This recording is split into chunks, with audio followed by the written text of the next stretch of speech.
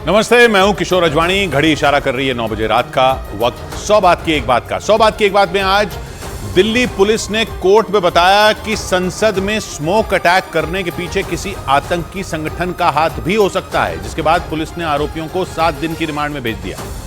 Smoke attack की घटना के मास्टरमाइंड माने जा रहे ललित झा की तलाश के लिए दिल्ली और हरियाणा में कई जगहों पर छापेमारी हुई। इलाहाबाद हाईकोर्ट ने मथुरा में श्री कृष्ण जन्मभूमि मंदिर के पास शाही ईदगाह मस्जिद परिसर के सर्वे को मंजूरी दे दी और यह सर्वे अदालत की तरफ से नियुक्त किए गए एक एडवोकेट कमिश्नर की निगरानी में होगा। और अलीगढ़ में दारोगा की लापरवाही की वजह से चली गोली के बाद घायल हुई महिला ने इलाज के दौरान दम तोड़ दिया, जबकि पुलिस को आरोपी दारोगा की तलाश है। बड़ी खबर आई संसद की सुरक्षा की चूक से जुड़ी। दिल्ली पुलिस के सूत्रों के मुताबिक संसद में घुसपैठ की इस साजिश का मास्टरमाइंड कोलकाता का रहने वाला ललित झा है। घटना के बाद से ही वो फरार है और उसकी तलाश में दिल्ली पुलिस हरियाणा से लेकर राजस्थान तक छापेमारी कर रही है। खबर यह भी है कि गिरफ्तार किए गए सभी आरोपियों के मोबाइल फोन ललित के पास हैं और वो उन फोन से साजिश के सबूत मिटाने की कोशिश कर सकता है। सूत्रों का दावा है कि ललित के इशारे पर ही चारों आरोपी मनोरंजन, सागर, नीलम और अमोल ने संसद की सुरक्षा में सेंध लगाई और उस घटना की वजह से पूरे देश में सनसनी फैल गई। दिल्ली पुलिस के सूत्रों का दावा है कि संसद में स्मोक कलर अटैक का मास्टरमाइंड और इस साजिश का छठा आरोपी कोलकाता का रहने वाला ललित झा है और वो इस घटना के बाद से ही फरार है। लेकिन उसके इशारे पर संसद के अंदर अंजाम दी गई इस घटना ने पूरे देश को ही झकझोर कर रख दिया। संसद के अंदर आरोपी सागर और मनोरंजन ने न सिर्फ घुसपैठ की, बल्कि दोनों दर्शक दीर्घा से लोकसभा की कार्यवाही के दौरान कूद गए। जब उन्हें पकड़ने की कोशिश की गई तो उन्होंने वहां कलर स्प्रे कर दहशत फैला दी। इस घटना के बाद लोकसभा के अंदर मौजूद तमाम सांसद बुरी तरह घबरा गए थे, क्योंकि कलर स्प्रे करने के बाद पूरे हॉल में पीले रंग का धुआं छा गया था। हालांकि बाद में किसी तरह दोनों आरोपियों को सांसदों ने पकड़ लिया और उनकी पिटाई भी की। दिल्ली पुलिस के सूत्रों के मुताबिक संसद की सुरक्षा में सेंध लगाने की साजिश रचने वाला, या यूं कहें कि इस पूरी साजिश का मास्टरमाइंड ललित झा नाम का आदमी है। पुलिस सूत्रों का यह भी दावा है कि संसद के अंदर और बाहर प्रदर्शन करने वाले चारों आरोपी उसी के संपर्क में थे। और पुलिस सूत्रों का कहना है कि घटना से पहले ललित ने चारों फोन अपने पास रख लिए थे। घटना के बाद जैसे ही पुलिस ने उसकी तलाश शुरू की, वो सभी के फोन लेकर फरार हो गया। शक है कि चारों आरोपियों के फोन में इस साजिश से जुड़े कई सबूत हो सकते हैं और इसीलिए प्लानिंग के तहत आरोपी ललित इस घटना के बाद सभी के मोबाइल फोन लेकर भाग निकला। शक है कि वो मोबाइल फोन में मौजूद इस साजिश से जुड़े सबूतों को मिटा सकता है। हालांकि दिल्ली पुलिस की टीम इस घटना की पूरी साजिश से पर्दा उठाने में जुटी है। इसके लिए संसद की सुरक्षा में सेंध लगाने वाले चारों आरोपियों से पूछताछ की जा रही है। सूत्र बताते हैं कि पूछताछ में चारों आरोपियों ने बेरोजगारी, किसानों की समस्या और मणिपुर की समस्या पर सरकार का ध्यान दिलाने के मकसद से इस घटना को अंजाम देने का दावा किया। हालांकि सुरक्षा एजेंसियों को इनकी बातों पर यकीन नहीं है, क्योंकि शक यह है कि इस घटना के पीछे कोई बड़ा मकसद हो सकता है। इसका पता लगाने के लिए आरोपियों के मोबाइल फोन की जांच जरूरी है। लेकिन पुलिस और सुरक्षा एजेंसियों की परेशानी यह है कि चारों आरोपियों के मोबाइल फोन ललित के पास है। दिल्ली पुलिस के मुताबिक कोलकाता का रहने वाला ललित पेशे से एक टीचर है और पुलिस सूत्रों के मुताबिक ललित ने ही चारों आरोपियों के साथ मिलकर संसद के अंदर स्प्रे कांड और संसद के बाहर प्रदर्शन करने की इस साजिश को अंजाम दिया। पुलिस सूत्रों का दावा है कि ललित ने ही इस घटना को अंजाम देने के लिए 13 दिसंबर की तारीख तय की थी। और सूत्र बताते हैं कि ललित और उसके साथियों ने भगत सिंह से प्रभावित होकर इस घटना को अंजाम दिया, ताकि पूरे देश का ध्यान उनकी ओर आकर्षित हो सके। सूत्रों का दावा है कि जांच के दौरान सुरक्षा एजेंसियों को पकड़े गए आरोपियों के किसी भी आतंकी संगठन से जुड़े होने के सबूत नहीं मिले। लेकिन इसके बाद भी पुलिस और सुरक्षा एजेंसियां हर एंगल को खंगालने में जुटी हुई हैं। और पुलिस सूत्रों के मुताबिक पूछताछ में आरोपियों ने बताया कि ललित के कहने पर इस घटना के लिए 13 दिसंबर का दिन तय किया गया था। ये वो दिन है जिस दिन ठीक 22 साल पहले संसद पर आतंकियों ने हमला किया था और उस आतंकी हमले में 9 लोग शहीद हो गए थे। मतलब जानबूझकर ललित ने इसी दिन संसद में स्मोक कलर अटैक की प्लानिंग की थी। सूत्रों के मुताबिक घटना को अंजाम देने से 2 दिन पहले ललित ने ही सभी को गुरुग्राम बुलाया था और सारे लोग दिल्ली के नजदीक गुरुग्राम में विशाल उर्फ विक्की के घर पर रुके थे। और पुलिस सूत्रों का दावा है कि जिस वक्त उसके साथियों ने इस घटना को अंजाम दिया, उस दौरान आरोपी ललित संसद के परिसर में ही मौजूद था। इसी वजह से दिल्ली पुलिस और सुरक्षा एजेंसियां यह दावा कर रही हैं कि इस घटना को पूरी तैयारी के साथ अंजाम दिया गया और संसद की सुरक्षा को भेदने के लिए एक एक चीज की बारीकी से प्लानिंग की गई थी। पुलिस सूत्रों का दावा है कि संसद के अंदर और बाहर हुई इस घटना के दौरान आरोपी ललित संसद के परिसर में ही मौजूद था। मतलब संसद के अंदर स्मोक कलर अटैक और ठीक उसी वक्त संसद के बाहर हो रहे प्रदर्शन पर ललित नजर बनाए हुए था।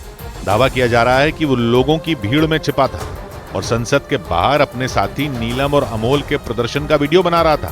सूत्र ये भी बताते हैं कि संसद के बाहर ललित ने जो स्मोक कलर अटैक हुआ था उसका वीडियो अपने फोन पर बनाया और फिर उस वीडियो को सोशल मीडिया पर अपलोड कर दिया। लेकिन जैसे ही सुरक्षा एजेंसियों ने अपनी जांच पड़ताल शुरू की, वो फरार हो गया। दिल्ली पुलिस की टीम लगातार उसकी तलाश में जुटी है। उसकी तलाश में हरियाणा में कई जगहों पर छापेमारी भी की गई। पुलिस सूत्रों के मुताबिक ललित की आखिरी लोकेशन राजस्थान के नीमराना में मिली। लेकिन जैसे ही पुलिस की टीम राजस्थान के नीमराना पहुंची, वो वहां से भी फरार हो गया। पुलिस सूत्रों के मुताबिक आरोपी ललित ने संसद के अंदर और बाहर हुए स्मोक अटैक की घटना का एक वीडियो अपने दोस्त नीलाक्ष को भेजा था और पुलिस सूत्रों के मुताबिक नीलाक्ष कोलकाता में साम्यवादी सुभाष नाम से एक एनजीओ चलाते हैं। संसद की सुरक्षा में सेंध लगाने की इस घटना के बाद नीलाक्ष सामने आ गए। उनके मुताबिक इसी साल अप्रैल में कोलकाता में एक कार्यक्रम के दौरान उनकी ललित से मुलाकात हुई थी और उसने नीलाक्ष को अपना परिचय एक सोशल वर्कर के रूप में दिया था। नीलाक्ष के मुताबिक ललित ने दावा किया था कि उसे पिछड़े वर्ग के लिए काम करना अच्छा लगता है।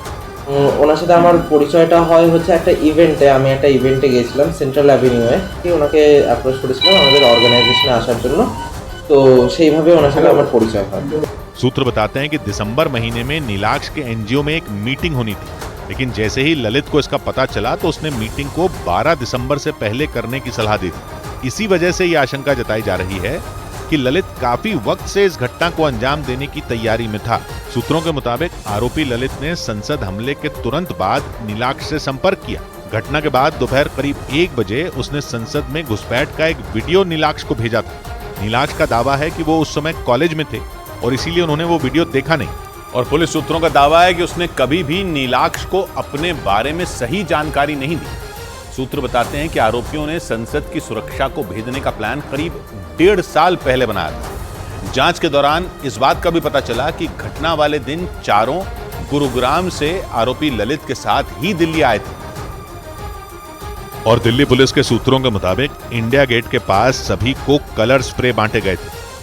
जांच के दौरान इस बात का पता चला कि सभी आरोपी एक social media page Bhagat Singh fan club से जुड़े थे और करीब 1.5 साल पहले इस घटना को अंजाम देने के सिलसिले में कर्नाटक के मैसूरू में मिले भी थे।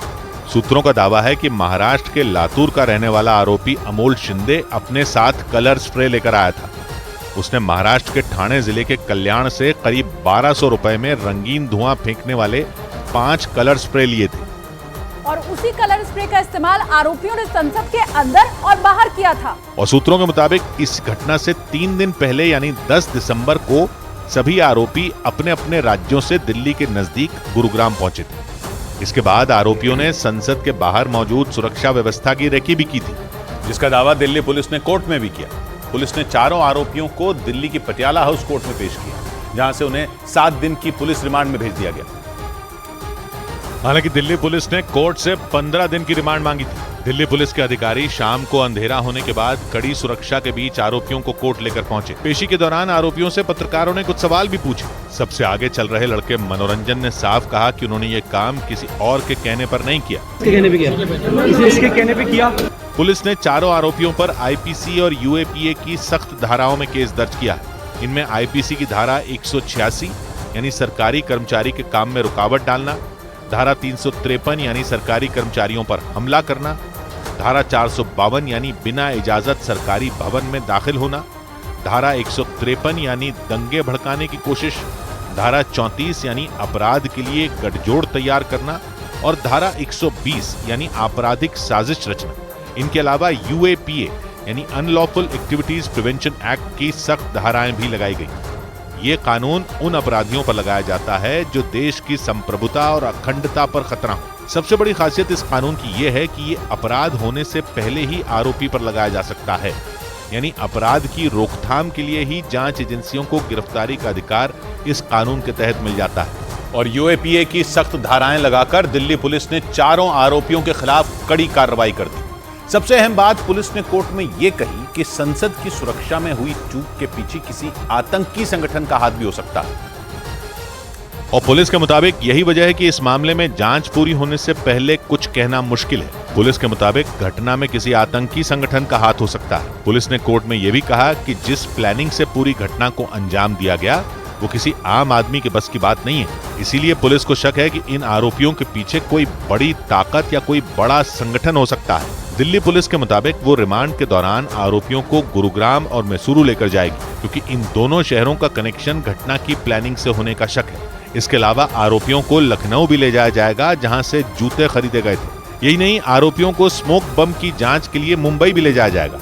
और दिल्ली पुलिस की जांच में संसद की सुरक्षा में सेंध लगाने की इस पूरी साजिश में 6 किरदार निकलकर सामने आए। 2 आरोपियों ने सदन के अंदर हंगामा किया, 2 ने संसद के बाहर प्रदर्शन किया। हालांकि ये चारों आरोपी पुलिस की गिरफ्त में हैं।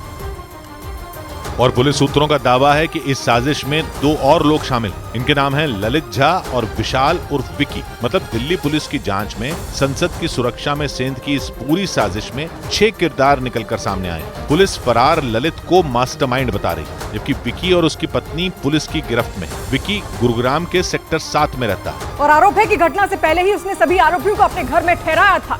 और घर की तलाशी के दौरान विकी के घर से भगत सिंह की किताबें भी मिली। हालांकि बाद में दिल्ली पुलिस ने विकी और उसकी पत्नी को हिरासत में ले लिया। आरोपियों से पूछताछ में इस बात की भी जानकारी मिली कि सागर शर्मा और मनोरंजन को कर्नाटक के मैसूरू से बीजेपी सांसद प्रताप सिम्हा के ऑफिस से जारी हुए पास पर संसद में एंट्री मिली थी, जबकि नीलम और अमोल को प्लानिंग के तहत संसद के बाहर प्रदर्शन कर हंगामा खड़ा करने की जिम्मेदारी दी गई थी। और इसी वजह से संसद की सुरक्षा में भी कई बदलाव किए गए। ये बदलाव सुरक्षा जांच के तरीके में भी हुए और संसद की एंट्री के नियमों में भी हुए। संसद की नई इमारत में एंट्री के 6 गेट हैं और उनसे अब एंट्री पहले की तरह नहीं होगी, बल्कि अलग अलग लोगों के लिए एंट्री के अलग अलग गेट तय कर दिए गए। इन्हीं बदलावों की वजह से मेघालय के सीएम कॉनराड संगमा को पैदल चलकर संसद भवन में जाना पड़ा। संसद के गज द्वार से केवल प्रधानमंत्री की एंट्री होगी। उनके अलावा यह गेट किसी के लिए भी नहीं खोला जाएगा। हंस द्वार का इस्तेमाल केवल लोकसभा स्पीकर के लिए किया जाएगा। इसी तरह अश्व द्वार का इस्तेमाल राज्यसभा चेयरमैन की एंट्री के लिए होगा, जबकि सांसदों और मंत्रियों की एंट्री संसद के मकर द्वार से होगी। मीडिया कर्मियों की संसद में एंट्री अब गरुड़ द्वार से ही होगी, जबकि मुख्यमंत्रियों और अधिकारियों के लिए गरुड़ द्वार और शार्दुल द्वार होगा। इतना ही नहीं, सुरक्षा जांच में भी कुछ बड़े बदलाव किए गए और संसद में दाखिल होने वाले लोगों के जूते उतरवाकर भी जांच की गई। संसद की सुरक्षा के लिए पहले से कहीं ज्यादा सख्त प्रोटोकॉल बनाया गया, जिनका पालन भी शुरू कर दिया गया। संसद में विजिटर गैलरी में पहुंचने वाले लोगों पर भी चर्चा हुई। खुद रक्षा मंत्री राजनाथ सिंह ने संसद में इस पर जवाब दिया और सांसदों से पास जारी करते वक्त सावधान रहने की अपील की।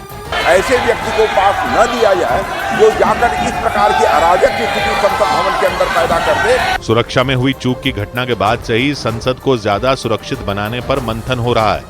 इसलिए फैसला लिया गया कि विजिटर गैलरी के आगे शीशा लगाया जाएगा, ताकि भविष्य में विजिटर गैलरी में बैठा कोई शख्स कूद न पाए। इसके अलावा एयरपोर्ट की तर्ज पर संसद में बॉडी स्कैनिंग मशीनें लगाई जाएंगी। इसके अलावा संसद में सुरक्षा कर्मियों की गिनती बढ़ाने का फैसला कर लिया गया। और संसद की सुरक्षा में हुई चूक के मुद्दे पर सियासत भी तेज हो गई। विपक्ष के सांसदों ने इस मुद्दे पर संसद में हंगामा किया। इसके बाद कुल 15 सांसदों को संसद के शीतकालीन सत्र के लिए सस्पेंड कर दिया गया, जिनमें संसद के दोनों सदनों के सदस्य शामिल हैं। इन 15 सांसदों पर संसद में अनुशासनहीनता का आरोप लगा।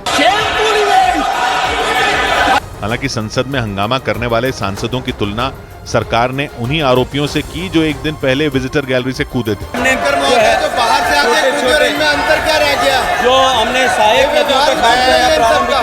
हालांकि कांग्रेस के निशाने पर बीजेपी के सांसद प्रताप सिम्हा भी हैं, जिनकी सिफारिश पर आरोपियों को संसद में एंट्री मिली थी। कांग्रेस नेताओं ने बेंगलुरु में बीजेपी सांसद के पोस्टरों की चप्पल से पिटाई की। इतना ही नहीं, तस्वीरों में प्रताप सिम्हा के हाथ में आतंकियों की तरह बंदूक तक दिखाई गई। उधर लखनऊ में रहने वाले आरोपी सागर शर्मा के घर वालों ने दावा किया कि उनके बेटे को किसी बड़ी साजिश के तहत फंसाया गया। सागर की मां तो अपने बच्चे को बेकसूर बताने के दौरान कैमरे के सामने ही रो पड़ी। और उन्होंने रोते हुए ये दावा किया कि उनका बेटा सागर बेकसूर है। अपने बेटे के लिए उनकी आंखों से लगातार आंसू गिरते रहे। रोने की वजह से उनका गला बुरी तरह भर गया और वो भरे गले से ही लगातार सागर के निर्दोष होने की बात कहती रही। इस दौरान वहाँ उनकी बेटी पास में बैठी रही, जो अपनी माँ को लगातार चुप कराती नजर आई। हमारे बच्चे को फंसाया गया है, हमारा बेटा ऐसा नहीं है, वो तो रिक्शा चलाता था। एक ही बेटा है मेरा, वो मेरे सहारा है, वही मेरा सहारा। मेरा बच्चा निर्दोष है, बिल्कुल उसको फंसाया गया है। घर वालों के मुताबिक पिछले 3 महीने से सागर लखनऊ में ई रिक्शा चलाने का काम कर रहा था और वो घटना से 2 दिन पहले दिल्ली में किसी प्रदर्शन में शामिल होने की बात कहकर घर से निकला था। लखनऊ से पहले वो बेंगलुरु में करीब 2 साल रहा। पुलिस के सूत्र बताते हैं कि बेंगलुरु में रहने के दौरान ही उसकी मुलाकात कर्नाटक के मैसूरू के रहने वाले मनोरंजन से हुई थी। और इसी तरह आरोपी नीलम के घर वालों ने भी उसे बेकसूर बताया। उन्होंने दावा किया कि बेरोजगारी से परेशान होकर मजबूरी में उसने इतना बड़ा कदम उठा लिया। न्यूज 18 के कैमरे पर अपना दर्द बयां करते हुए नीलम की मां की आंखों से आंसू गिरने लगे और वो रो रो कर अपनी बेटी को निर्दोष बताती रही। न्यूज 18 की टीम से बातचीत करने के दौरान उनकी आंखों से आंसू की धार फूट पड़ी। दिल का दर्द बयां करते हुए उनकी आवाज भारी हुई और फिर उनकी आंखों से आंसू गिरने लगे। बेटी को याद करके वो बिलख पड़ी। आंखों से गिरते अपने आंसुओं को छिपाने के लिए उन्होंने अपना चेहरा कपड़े से ढक लिया। बाद में उन्होंने दावा किया कि उनकी बेटी ने इतना बड़ा कदम मजबूरी में उठाया क्योंकि कई डिग्रियां हासिल करने के बाद भी उसकी नौकरी नहीं लग रही थी। वह बस पढ़ाई तक परेशान थी, नौकरी नहीं मिल रही थी उसने। जानकारी के मुताबिक नीलम पिछले 6 महीने से हिसार में रहकर हरियाणा सिविल सर्विसेज की परीक्षा की तैयारी कर रही थी, लेकिन 25 नवंबर को उसने अपना कमरा खाली कर दिया था। हालांकि इसकी जानकारी उसने घर वालों को नहीं दी थी और ना ही वो अपने घर जींद लौटी थी। उधर उत्तर प्रदेश के अलीगढ़ में एक दारोगा की लापरवाही से गोली का शिकार हुई महिला की 5 दिनों बाद अस्पताल में मौत हुई। 5 दिन से वो महिला अस्पताल में जिंदगी और मौत के बीच जूझ रही थी। 8 दिसंबर को वो महिला थाने में पासपोर्ट वेरिफिकेशन के लिए गई थी, लेकिन वहां दारोगा की लापरवाही से पिस्तौल से गोली चली और उस महिला के सिर में जा लगी। थाने में हुई इस घटना का दिल दहला देने वाला एक वीडियो भी सामने आया था। महज 52 सेकंड के उस वीडियो ने न सिर्फ अलीगढ़ बल्कि पूरे देश को दहला कर रख दिया था, क्योंकि वीडियो की शुरुआत में वहां सब कुछ सामान्य दिखा। वहां एक महिला थाने में अपने बेटे के साथ दरवाजे के करीब खड़ी नजर आई, जबकि टेबल के दूसरी तरफ मनोज कुमार शर्मा नाम के दारोगा खड़े थे। वीडियो के 28वें सेकंड में दारोगा मनोज कुमार हाथों में कुछ कागज लेकर टेबल की तरफ बढ़े और उन्हें वहीं रख दिया। तभी उनके बगल में आए एक सिपाही ने उन्हें एक पिस्तौल पकड़ा दी। पिस्तौल दारोगा मनोज कुमार के हाथ में आते ही उसका ट्रिगर दब गया और गोली सीधे वहां खड़ी महिला के सिर में जा घुसी। गोली लगते ही महिला गिर गई, जबकि उसके बेटे ने उसे उठाने की कोशिश की। इस दौरान दारोगा भी तेजी से महिला की तरफ दौड़े और बताया गया कि गोली लगने से घायल हुई महिला को लेकर वहां मौजूद लोग अस्पताल की तरफ भागे, लेकिन जैसे ही थाने में गोली चलने की इस खौफनाक घटना की खबर महिला के परिवार वालों को लगी, उन्होंने थाने के बाहर हंगामा शुरू कर दिया था और पूरे थाने को घेर लिया था, क्योंकि जिसने भी दारोगा की इस लापरवाही के बारे में सुना वो गुस्से से भर उठा था। थाने के अंदर उस महिला के परिवार के लोगों के अलावा उसकी जान पहचान के सैकड़ों लोग पहुंच गए थे। थाने में हुए गोलीकांड से भड़के लोग आरोपी दारोगा मनोज कुमार शर्मा को गिरफ्तार करने की मांग करने लगे। महिला को गोली लगने की खबर मिलते ही समाजवादी पार्टी के नेता जमीरुल्लाह खां भी थाने पहुंच गए थे और वहां पुलिस अधिकारियों के साथ उनकी बहस भी हुई। बताया गया कि घटना के तुरंत बाद जिस वक्त थाने के बाहर लोगों की भीड़ बढ़ती जा रही थी, उसी वक्त दारोगा मनोज कुमार शर्मा वहां से फरार हो गए, क्योंकि दारोगा मनोज शर्मा के खिलाफ लोगों का गुस्सा इस कदर भड़का हुआ था कि थाने के बाहर हालात बिगड़ते जा रहे थे। मां को गोली लगने की खबर मिलते ही थाने पहुंचे उस महिला के परिवार ने दारोगा पर जानबूझकर गोली चलाने का आरोप मढ़ दिया और थाने के बाहर रोती बिलखती उस महिला की बेटी ने तो कह दिया था कि उसकी मां को थाने बुलाकर दारोगा ने गोली मार दी। मेरी मां को मार दिया या बुला के मारा है। वीडियो में उस महिला के साथ नजर आ रहे उसके बेटे ने आरोप लगाया कि दारोगा मनोज कुमार की लापरवाही की वजह से उसकी मां को गोली लगी और सर ने अन्य से पिस्टल मंगवाई, बिना देखे शूट कर दिया। हालांकि महिला को तुरंत ही अस्पताल में भर्ती करवा दिया गया था, लेकिन 5 दिनों के इलाज के बाद भी उसे बचाया नहीं जा सका। अस्पताल में महिला की मौत के बाद परिवार के लोग आरोपी दारोगा और सिपाही पर सख्त कार्रवाई की मांग कर रहे हैं। और पूरे अलीगढ़ के साथ साथ देश को दहलाकर रख देने वाली इस घटना को अंजाम देने वाले आरोपी दारोगा मनोज कुमार पुलिस की पकड़ से दूर हैं। यूपी पुलिस ने आरोपी दारोगा के ऊपर 20,000 का इनाम तक रख दिया। लेकिन दारोगा मनोज कुमार उसी वक्त से फरार चल रहे हैं जिस वक्त उनकी पिस्तौल से गोली चली थी। यानी घटना के बाद से ही आरोपी दारोगा का कुछ पता नहीं चला। बताया गया कि महिला को गोली लगने के बाद जब लोग उसे अस्पताल पहुंचाने की अफरा तफरी में थे, तभी मौका पाकर दारोगा मनोज कुमार फरार हो गए थे और घटना के 5 दिन बाद भी यूपी पुलिस उनकी तलाश में जुटी। पुलिस ने आरोपी दारोगा के खिलाफ मामला दर्ज करने के साथ ही गैर जमानती वारंट भी जारी कर दिया था, जबकि अब तो उनके ऊपर 20,000 रुपए का इनाम भी घोषित कर दिया गया। साथ ही दारोगा को भरी हुई पिस्तौल थमाने वाले सिपाही को गिरफ्तार कर पहले ही जेल भेजा जा चुका है। उधर बड़ी खबर आई पाकिस्तान में हुए आत्मघाती हमले से जुड़ी। वहां 2 दिन पहले डेरा इस्माइल खां इलाके में हुए आतंकी हमले के बाद एक बार फिर अफगानिस्तान और पाकिस्तान के बीच तनाव बढ़ गया। तालिबान ने सीधे सीधे पाकिस्तान को यह धमकी दे दी कि वो अपने देश में होने वाले हर हमले के लिए तालिबान को दोषी ठहराना बंद कर दे, वरना उसे इसकी कीमत चुकानी पड़ेगी। 2 दिन पहले टीजेपी यानी तहरीके जिहाद पाकिस्तान के आतंकियों ने डेरा इस्माइल खां की एक पुलिस चौकी पर धावा बोल दिया था और वहां मौजूद पाकिस्तानी सेना के 23 जवानों को मौत की नींद सुला दिया था। इस हमले के लिए टीजेपी यानी तहरीके जिहाद पाकिस्तान के 6 आतंकी कई खतरनाक हथियारों के साथ उस पुलिस चौकी में घुसे थे और उन्होंने वहां अंधाधुंध गोलीबारी कर दी। अब उस हमले का एक नया वीडियो सामने आया। यूरेशियन टाइम्स के मुताबिक ये वीडियो खुद टीजेपी के लड़ाकों ने जारी किया और इस वीडियो में बेतहाशा गोलियां चलती दिखाई दी। वीडियो की शुरुआत में सबसे पहले पाकिस्तान के लिए एक चेतावनी लिखी दिखी, उसके ठीक बाद गोलीबारी होती नजर आई।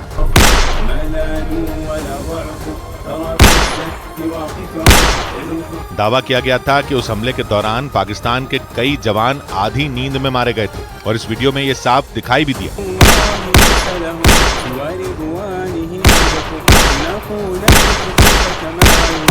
वहां एक जवान गोली लगने के बाद किसी तरह घिसट कर छिपने की कोशिश करता दिखा, लेकिन अगली गोली सीधा उसके सिर में लगी और वो वहीं ढेर हो गया। इसके बाद एक साथ लेटे कुछ सैनिकों पर एक एक कर गोलियां चलती दिखी और फिर उनकी लाशें जमीन पर गिरती नजर आईं।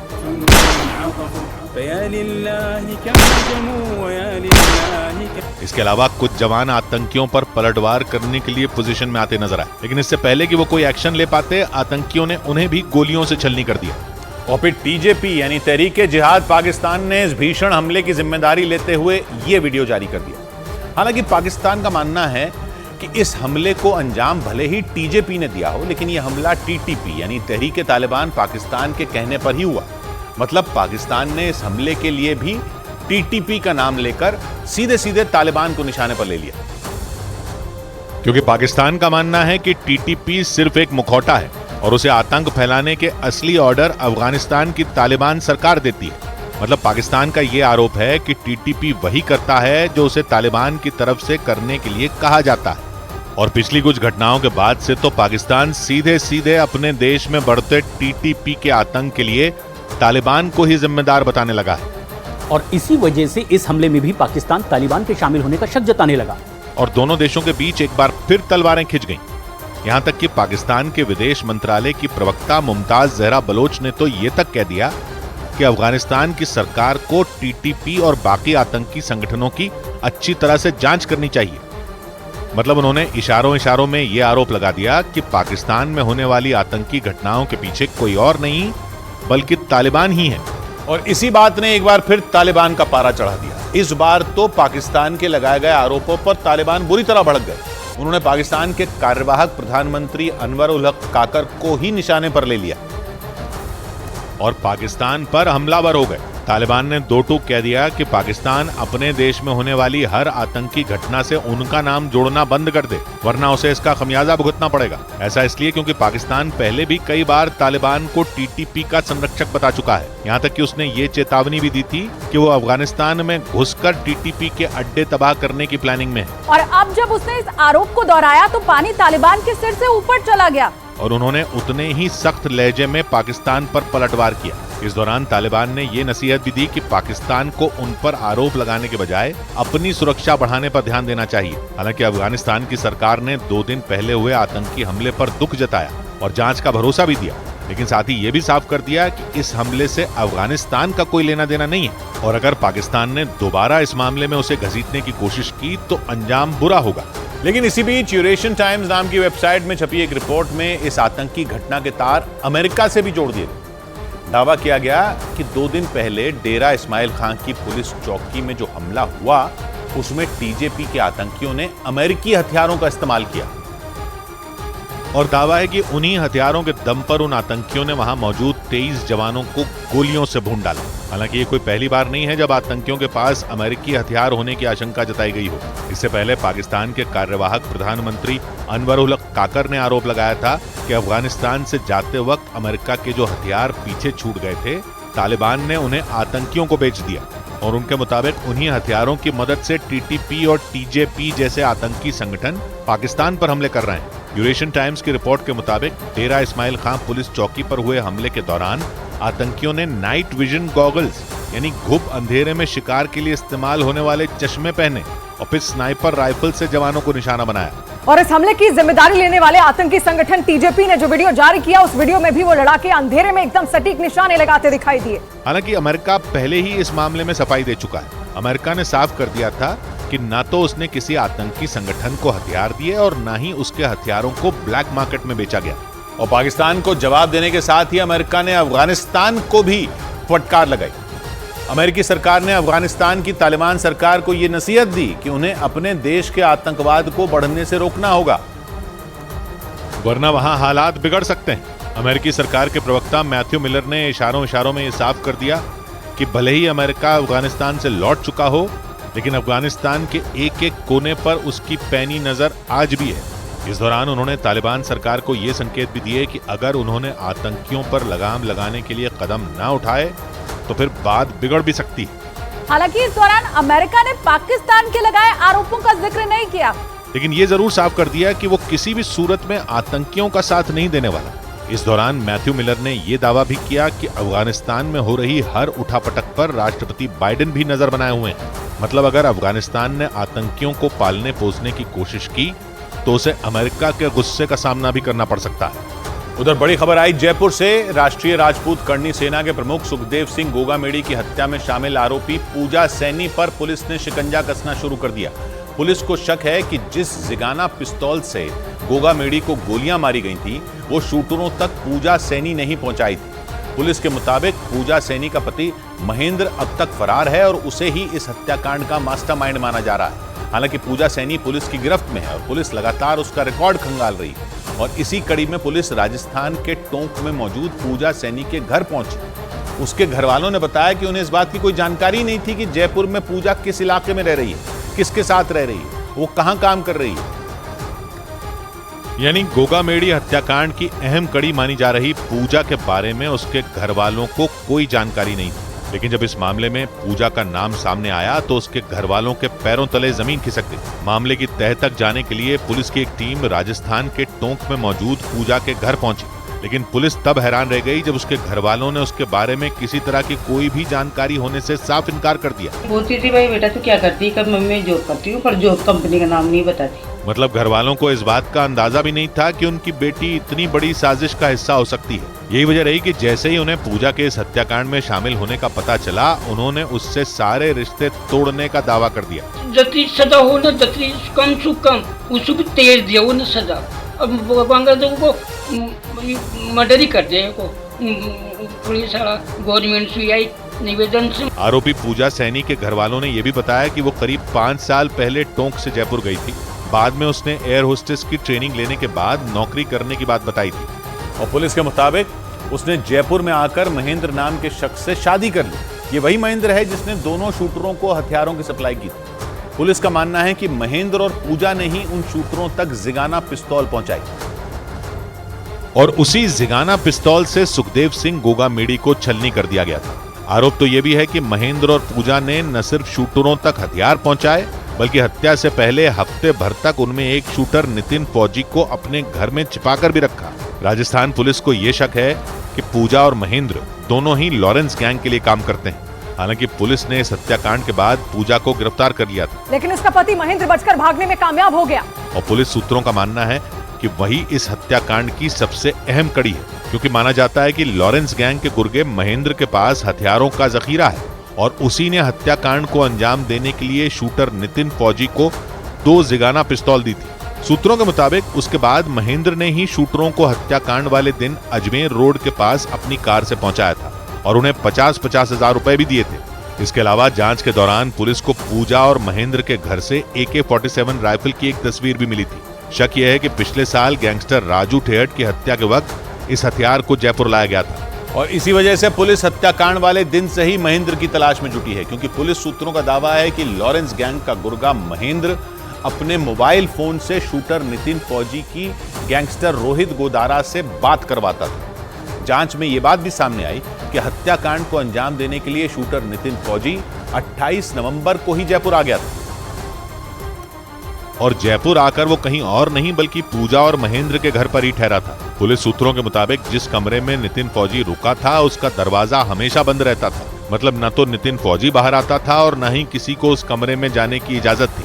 केवल पूजा ही थी जो उसके लिए खाना बनाती थी और फिर उसे कमरे में खाना देकर आती थी। यानी जिसका सीधा मतलब ये हुआ कि पूजा ये बात अच्छी तरह जानती थी कि नितिन फौजी को क्या काम सौंपा गया है और पुलिस सूत्रों के मुताबिक उसे इस बात की भी पूरी खबर थी कि इस हत्याकांड में उसका क्या रोल होगा। दावा है कि पूछताछ के दौरान पूजा ने ये बात भी बताई थी कि उसका पति महेंद्र शूटर नितिन फौजी की बात दुबई में बैठे गैंगस्टर रोहित गोदारा और उसके साथी वीरेंद्र चारण से करवाता था और फिर उन्हीं के इशारों पर वारदात वाले दिन शूटर नितिन को कई पिस्तौल दिखाई गई थी और पुलिस सूत्रों के मुताबिक उन तमाम हथियारों को देखने के बाद शूटर नितिन फौजी ने जिगाना पिस्तौल को चुना था। हालांकि ये पिस्तौल उस तक पहुंचना इतना आसान नहीं था।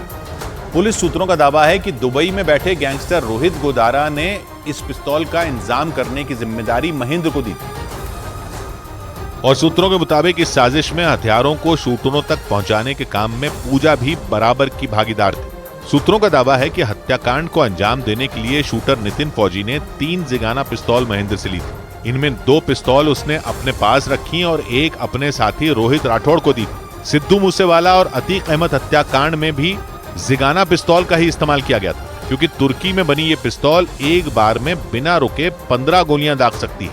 ये इतनी छोटी और हल्की होती है कि इसे आसानी से छिपाया जा सकता है। मतलब अगर कोई इसे शर्ट या फिर जैकेट के अंदर रख ले तो उसे भांपना भी मुश्किल काम होता है। और माना जा रहा है कि इसी वजह से शूटरों ने जिगाना पर भरोसा जताया और सुखदेव सिंह गोगामेड़ी पर अंधाधुंध गोलियां बरसाई और इसी वजह से उन्हें संभलने तक का मौका नहीं मिला। हालांकि भारत में इस पिस्तौल के इस्तेमाल पर बैन है, इसलिए पुलिस पूजा और महेंद्र का ट्रैक रिकॉर्ड खंगालने में भी जुटी हुई है, क्योंकि उसे शक है कि ये दोनों अवैध हथियारों के किसी बड़े गिरोह के संपर्क में भी हो सकते हैं। उधर दिल्ली में एक ऑटो से स्टंट का वीडियो वायरल होने के बाद दिल्ली पुलिस ने बड़ा एक्शन लिया और उस ऑटो को जब्त कर 32,000 का चालान काट दिया, क्योंकि इसका जो वीडियो सामने आया उसमें एक लड़का उस ऑटो से बाहर लटक कर स्टंट करता नजर आया। उस लड़के ने अपना एक पैर ऑटो के अंदर रखा हुआ था तो दूसरा पैर उस ऑटो से बाहर लटकाया हुआ था और वो लड़का अपने एक हाथ के सहारे अपना पूरा शरीर उस ऑटो से बाहर निकालकर स्टंट करता नजर आया। थोड़ी देर बाद उस लड़के ने अपना हाथ बदला और फिर पीछे देखते हुए अपना हाथ हिलाते हुए आगे बढ़ गया, लेकिन तभी अचानक वो ऑटो एक साइकिल सवार के पास पहुंचा और उस लड़के की उस साइकिल सवार से जोरदार टक्कर हो गई। जैसे ही दोनों की भिड़ंत हुई वो साइकिल सवार जमीन पर गिर पड़ा, लेकिन इसके बावजूद वो लड़का रुका नहीं बल्कि हाथ हिलाते हुए वहां से भाग गया।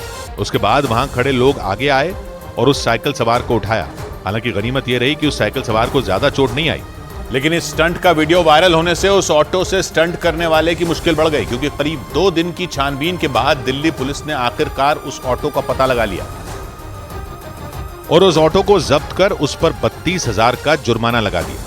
इसके साथ ही दिल्ली पुलिस ने अपने एक्शन से जुड़ा एक वीडियो भी जारी किया और उस वीडियो में दिल्ली पुलिस की कार्रवाई लिखा हुआ दिखाई दिया। इसके साथ ही उस ऑटो पर जब्त का ठप्पा भी लगा दिखा, जिससे वो स्टंट वाला वीडियो बनाया गया था। दिल्ली पुलिस की ओर से जारी किए गए उस वीडियो में वो ऑटो लहराता हुआ नजर आया। इस दौरान उस ऑटो के पीछे 2 मोटरसाइकिलें भी चलती दिखी और थोड़ी देर बाद अचानक उस लड़के और उस साइकिल सवार की टक्कर हो गई। पुलिस ने इस वीडियो के जरिए बताया कि उन्होंने उस ऑटो से स्टंट करने वाले को पकड़ लिया और उसके खिलाफ सख्त कार्रवाई की। इस वीडियो में उस ऑटो पर किए गए चालान की कॉपी भी दिखाई गई और लोगों से इस तरह के स्टंट न करने की अपील की गई। इधर छत्तीसगढ़ के बाद मध्य प्रदेश की नई सरकार में भी योगी का बुलडोजर मॉडल देखने को मिला। वहां मुख्यमंत्री पद की कमान संभालते ही मोहन यादव ने एक्शन लिया और बीजेपी कार्यकर्ताओं की उंगली काटने वाले आरोपियों के खिलाफ बड़ी कार्रवाई कर दी। और इस कार्रवाई में आरोपी के घर को बुलडोजर चलाकर ढहा दिया गया। इस दौरान वहां पुलिस के कई जवान सुरक्षा में तैनात नजर आए, जबकि आरोपी के खिलाफ की जा रही कार्रवाई को देखने के लिए आसपास के लोग भी मौजूद दिखाई दिए। इतना ही नहीं, प्रशासन के कुछ लोग आरोपी के घर को ध्वस्त करने के लिए बुलडोजर के अलावा हथौड़े से भी दीवारों को गिराते दिखे। असल में पिछले हफ्ते आपसी रंजिश की वजह से कुछ लोगों ने बीजेपी कार्यकर्ता देवेंद्र ठाकुर पर हमला कर उनके हाथों की उंगलियां काट दी थी और इस हमले के आरोप में पुलिस ने 5 लोगों को गिरफ्तार किया था। पुलिस के मुताबिक पकड़े गए उन 5 आरोपियों में 3 लोगों के घरों पर बुलडोजर चलाया गया। इतना ही नहीं, एक आरोपी के खिलाफ तो NSA यानी राष्ट्रीय सुरक्षा कानून के तहत कार्रवाई की गई। यानी मध्य प्रदेश में नई सरकार बनते ही पुलिस एक्शन में आ गई और चुन चुनकर आरोपियों को गिरफ्तार करना शुरू कर दिया। लेकिन सिर्फ मध्य प्रदेश में ही नहीं, बल्कि आरोपियों के खिलाफ छत्तीसगढ़ में भी ऐसा ही हुआ था। वहां बीजेपी की जीत के साथ ही रायपुर में बुलडोजर ने गरजना शुरू कर दिया था।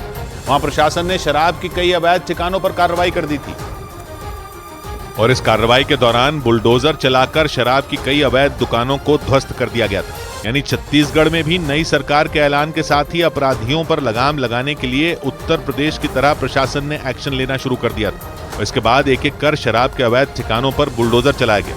असल में वहां बीजेपी को मिली बड़ी जीत के बाद ही उसने कांग्रेस पर अपराधियों के लिए ढीला रवैया अपनाने का बड़ा आरोप लगा दिया और यह भी साफ कर दिया कि छत्तीसगढ़ की नई सरकार कानून का उल्लंघन करने वालों को नहीं बख्शेगी। मतलब उत्तर प्रदेश की तरह छत्तीसगढ़ में भी बुलडोजर गरजेंगे। उधर बड़ी खबर आई उत्तर प्रदेश के मथुरा में शाही ईदगाह मस्जिद परिसर के सर्वे से जुड़ी। इलाहाबाद हाईकोर्ट ने मथुरा में श्री कृष्ण जन्मभूमि मंदिर के पास शाही ईदगाह मस्जिद परिसर के सर्वे को मंजूरी दे दी।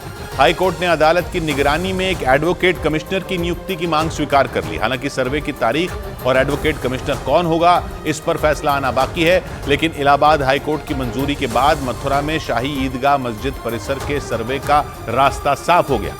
हिंदू पक्ष ने मथुरा में शाही ईदगाह मस्जिद परिसर के सर्वेक्षण के लिए अदालत की निगरानी में एक एडवोकेट कमिश्नर की नियुक्ति की मांग की थी और इलाहाबाद हाईकोर्ट ने जैसे ही इसकी मंजूरी दी, हिंदू पक्ष खुश हो गया, क्योंकि इलाहाबाद हाईकोर्ट ने मथुरा में शाही ईदगाह मस्जिद परिसर के सर्वे को मंजूरी दे दी और एडवोकेट कमिश्नर की नियुक्ति की मांग मान ली। उस सर्वे की एप्लीकेशन को अलाउ कर दिया है। हिंदू पक्ष ने मांग की थी कि मथुरा में श्री कृष्ण जन्मभूमि मंदिर के पास शाही ईदगाह परिसर के सर्वे के लिए अदालत की निगरानी में एक एडवोकेट कमिश्नर की नियुक्ति हो और इलाहाबाद हाईकोर्ट ने हिंदू पक्ष की अर्जी मंजूर कर ली। लेकिन सर्वे की तारीख क्या होगी और एडवोकेट कमिश्नर कौन होगा, इस पर फैसला 18 दिसंबर को होगा, क्योंकि इलाहाबाद हाईकोर्ट 18 दिसंबर को तय करेगी कि सर्वे कब से शुरू होगा और एडवोकेट कमिश्नर किसे बनाया जाएगा। हिंदू पक्ष का कहना है कि भगवान कृष्ण का जन्मस्थान मस्जिद के नीचे है और शाही ईदगाह मस्जिद बनाने के लिए जमीन पर गलत तरीके से कब्जा किया गया। हिंदू पक्ष ने यही दलील देकर सर्वे की मांग की थी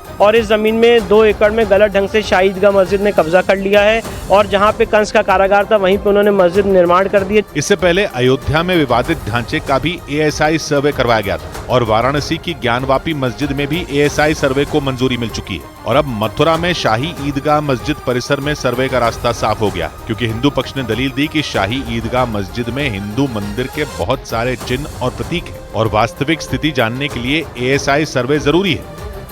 उधर इजराइल को खुदा का खौफ दिखा रहे तुर्की के सांसद को भाषण के बीच में ही दिल का दौरा पड़ गया।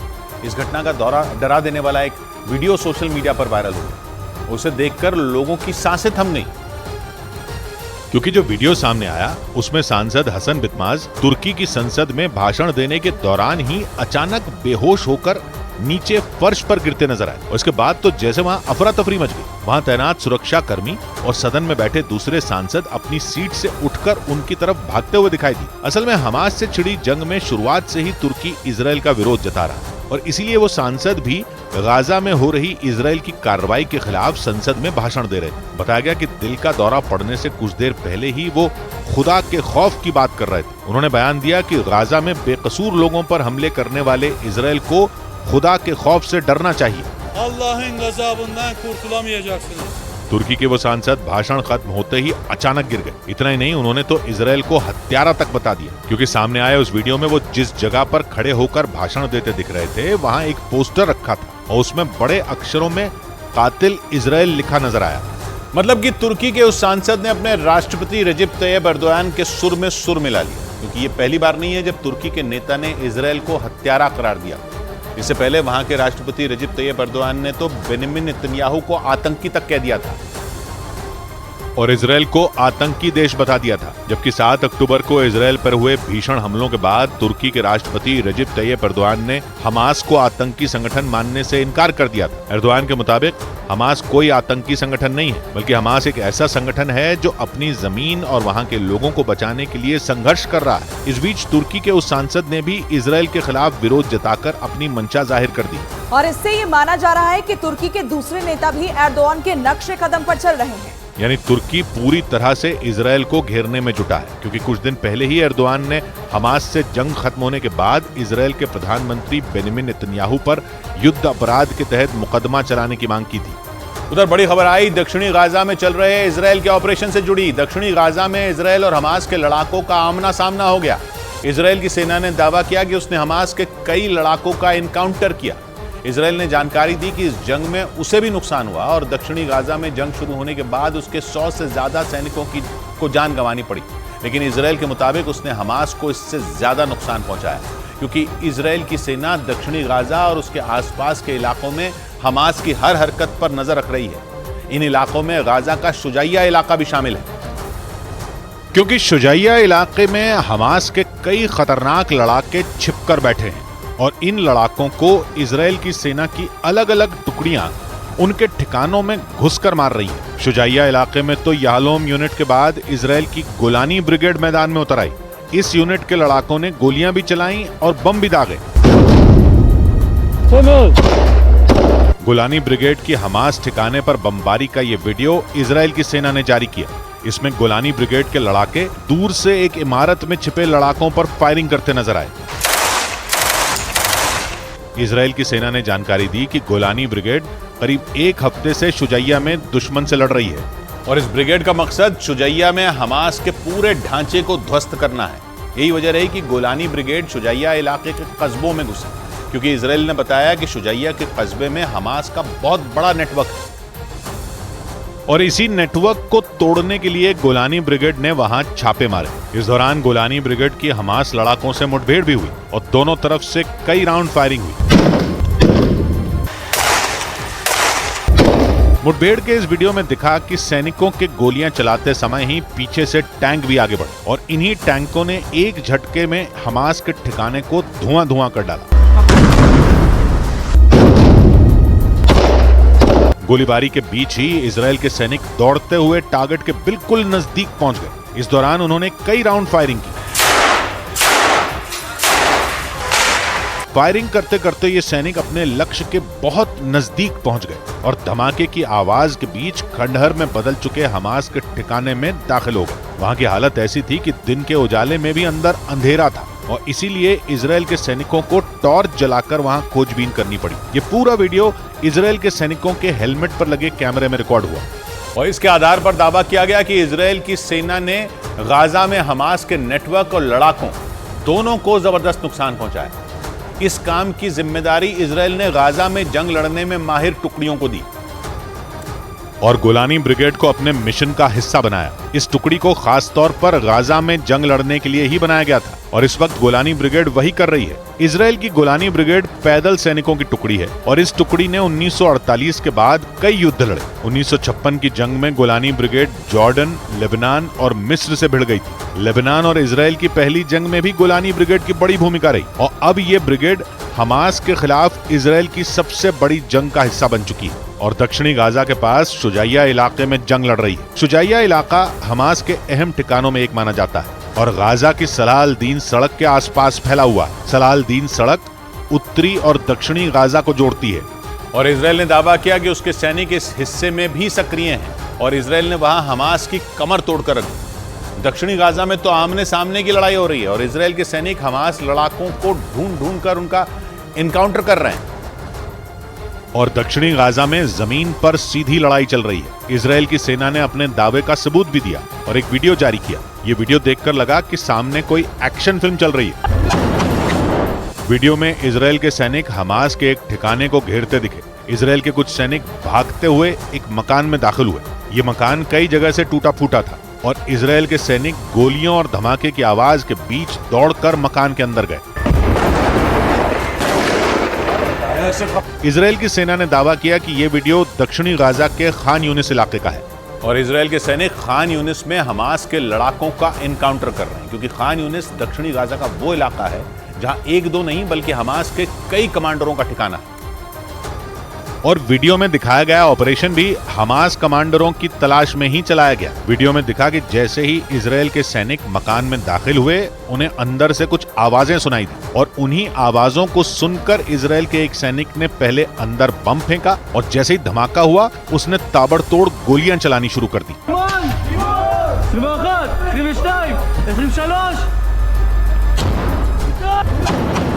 इजराइल की सेना के मुताबिक उसे मकान में हमास लड़ाकों के छिपे होने की खबर मिली थी और इसीलिए इजराइल के सैनिक वहां पहुंच गए। बमबारी के बाद वो सीढ़ियों से मकान के ऊपरी हिस्से में पहुंचे, झटके से एक कमरे का दरवाजा खोला और गोलियां चलानी शुरू कर दी।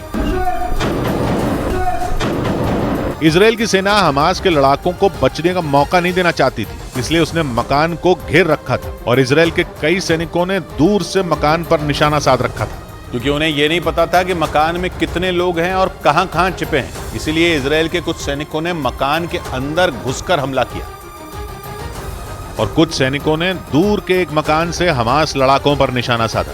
वीडियो में दिखा कि इजराइल के एक सैनिक की मकान में छिपकर बैठे हमास लड़ाकों से मुठभेड़ भी हुई, क्योंकि एक गोली इधर से चली तो दूसरी गोली उधर से आई। गोलीबारी के बीच ही इजराइल के सैनिक एक टूटी फूटी इमारत में घुसे और वहीं से हमास लड़ाकों पर हमला कर दिया। इजराइल के मुताबिक इस मुठभेड़ में एक हमास लड़ाका तो मारा ही गया, हमास को हथियारों का भी अच्छा खासा नुकसान हुआ, क्योंकि इजराइल की सेना की कई खतरनाक टुकड़ियां एक साथ हमास से लड़ रही हैं। वहां की याहलोम यूनिट हमास लड़ाकों का एनकाउंटर कर रही है और इस काम में इजराइल की 414वीं बटालियन भी याहलोम यूनिट का साथ दे रही है, क्योंकि इजराइल की 414वीं बटालियन ने भी याहलोम यूनिट के अंदाज में हमास लड़ाकों को ढेर करना शुरू कर दिया। एक वीडियो में दिखा कि उसने एक पूरी की पूरी इमारत को सिर्फ इसलिए उड़ा दिया क्योंकि इमारत में हमास का स्नाइपर बैठा था। इजराइल ने इसका वीडियो जारी किया। इसे देखकर पता चला कि इजराइल की सेना के एक हेलीकॉप्टर ने इमारत में बैठे हमास के स्नाइपर को टारगेट किया और फिर पूरी की पूरी इमारत पर ही बम गिरा दिया।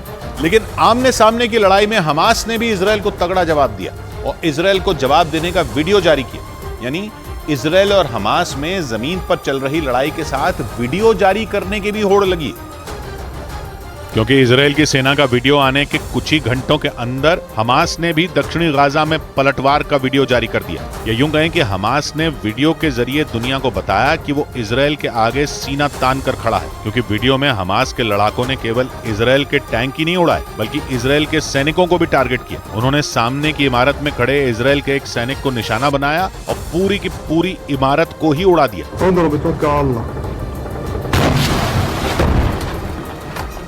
हमास यही नहीं रुका बल्कि उसने इजराइल के एक टैंक को भी टारगेट किया और एक झटके में उसे खत्म कर दिया।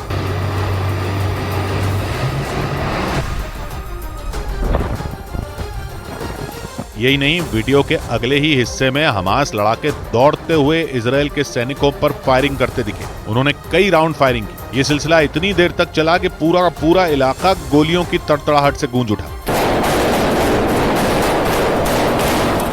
हमास की अल कसाम ब्रिगेड के लड़ाके लगातार दावा कर रहे हैं कि उन्होंने दक्षिणी गाजा में इजराइल के सैनिकों की नाक में दम कर रखा है और सबूत के तौर पर उन्होंने केवल एक वीडियो नहीं बल्कि कई वीडियो जारी की और यह बताने की कोशिश की कि दक्षिणी गाजा में इजराइल का नहीं बल्कि हमास का पलड़ा भारी।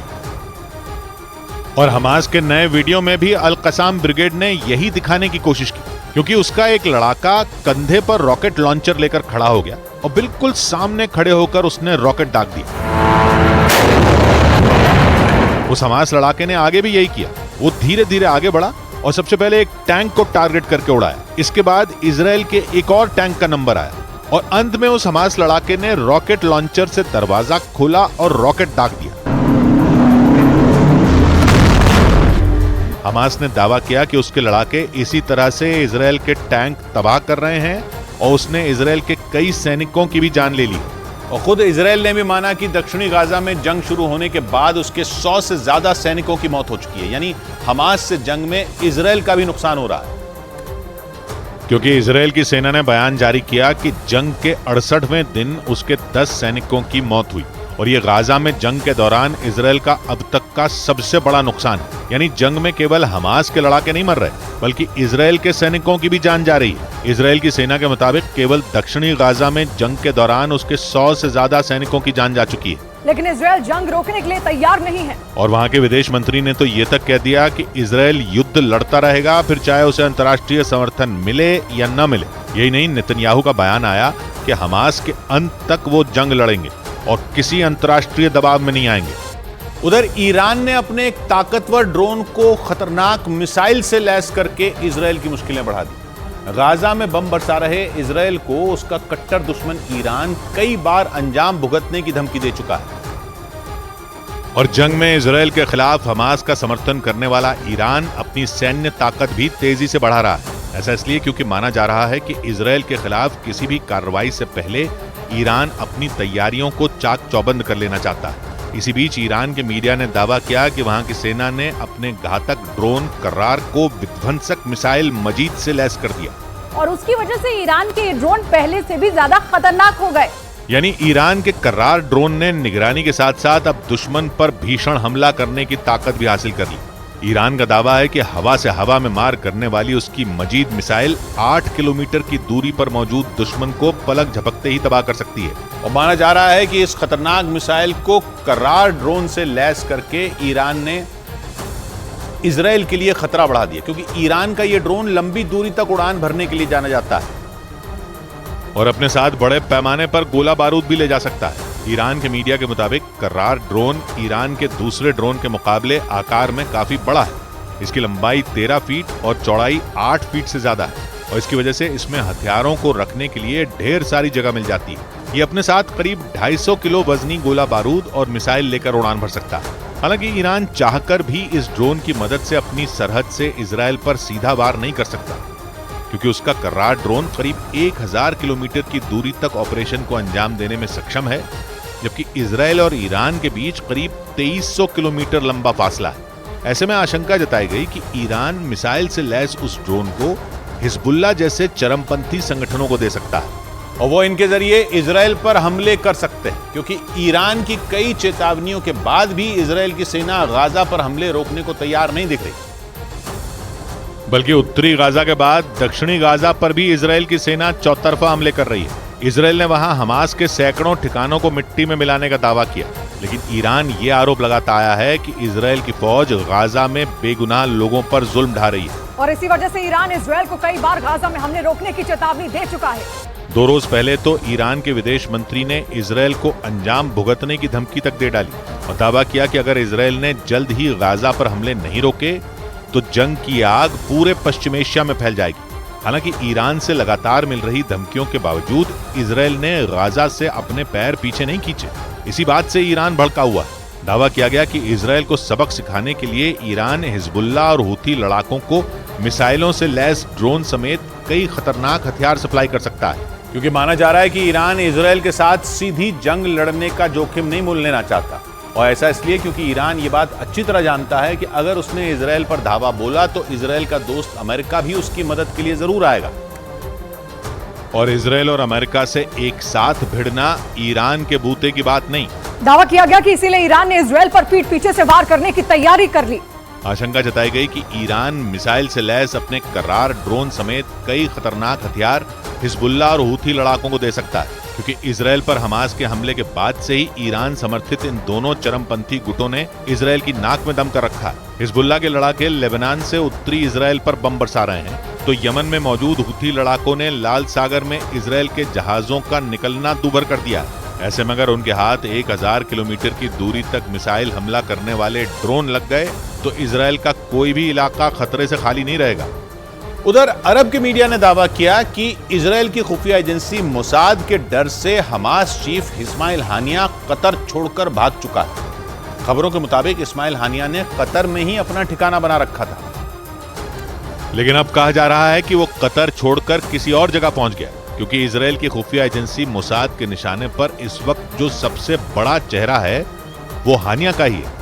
और खबर है कि उसी का शिकार करने के लिए कुछ रोज पहले कतर की राजधानी दोहा में मोसाद चीफ और अमेरिकी खुफिया एजेंसी CIA के प्रमुख की मुलाकात हुई थी। और माना जा रहा है कि उस मुलाकात में ही इस्माइल हानिया के खात्मे का प्लान तैयार हो गया था। लेकिन खबरों के मुताबिक हानिया को मोसाद के उस प्लान की भनक लग गई और वो चुपचाप कतर से निकल भागा। हालांकि इस बात का पता नहीं चल पाया कि अगर हमास चीफ हानिया ने कतर छोड़ दिया तो वो फिर कहां गया।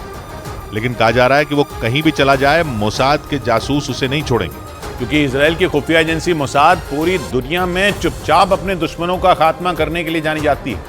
मोसाद के बारे में कहा जाता है कि वो दुनिया के किसी भी देश में छिपे इजराइल के दुश्मन को जब तक मार नहीं देती वो चैन से नहीं बैठती।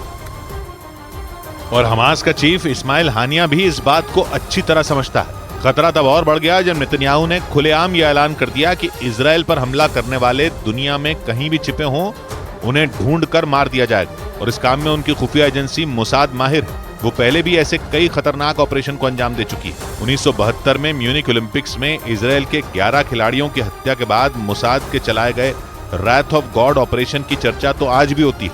1972 में शुरू हुआ मोसाद का ऑपरेशन रैथ ऑफ गॉड 20 साल से भी ज्यादा चला था और उस ऑपरेशन के तहत इजराइल ने अपने 11 खिलाड़ियों की हत्या का बदला लिया था। और हमास के चीफ समेत उसके बड़े कमांडरों को यह डर सता रहा है कि मोसाद एक बार फिर उसी तर्ज पर ऑपरेशन चला सकता है। और इसी वजह से न सिर्फ हमास के बड़े नेता बल्कि उसके कई कमांडर भी छिप गए। यहाँ तक कि यहिया सिनवार जैसा हमास का खतरनाक कमांडर का भी पिछले कई हफ्तों से पता तक नहीं चला है। जबकि जंग की शुरुआत में ऐसी खबरें लगातार आ रही थीं कि 7 अक्टूबर के हमले के बाद यहिया सिनवार ने ही कमान संभाल रखी है। उसके दक्षिणी गाजा के खान यूनिस में भी बेहद सक्रिय रहने की खबर आई। लेकिन अरब के मीडिया के मुताबिक अब हमास के कमांडर मोसाद से इतनी बुरी तरह डरे हुए हैं कि उन्होंने एक दूसरे से मिलना जुलना तक बंद कर दिया। इतना ही नहीं, हमास के कई कमांडरों ने फोन का इस्तेमाल बंद कर दिया। साथ ही वो एक दूसरे को संदेश तक नहीं भेज रहे हैं। यानी साफ है मोसाद के हमले के डर से हमास के कमांडर किसी खुफिया जगह पर छिप गए हैं।